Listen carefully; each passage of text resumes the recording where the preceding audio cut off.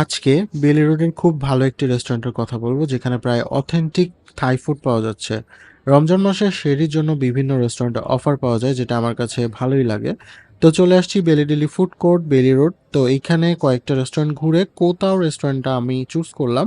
যদিও এখানে তেমন কোনো অফার ছিল না কিন্তু ওদের দুইজনের কম্বোটা বেশ ভালোই লাগলো। 899 টাকায় দুইজনের কম্বোতে ছিল চিকেন সাথে স্যুপ, কারি, রাইস অথবা নুডল, যে কোনো একটা নেওয়া যাবে। আর ছিল কোকোনাট আইসক্রিম।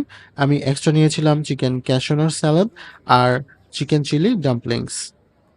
৪ ধরনের স্যুপ থেকে আমি নিয়েছিলাম টমিয়াম গাই আর ফ্ল্যাট নুডল স্যুপ।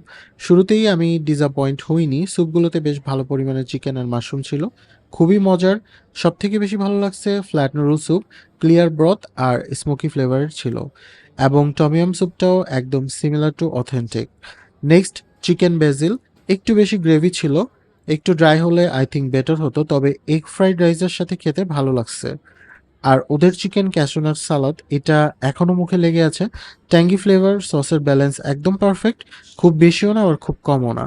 ডাম্পলিংটা আমি ডাম্পলিং স্ট্রিট নামক একটা রেস্টুরেন্ট থেকে নিয়েছিলাম, যেটা আমার কাছে অ্যাভারেজ লাগছে।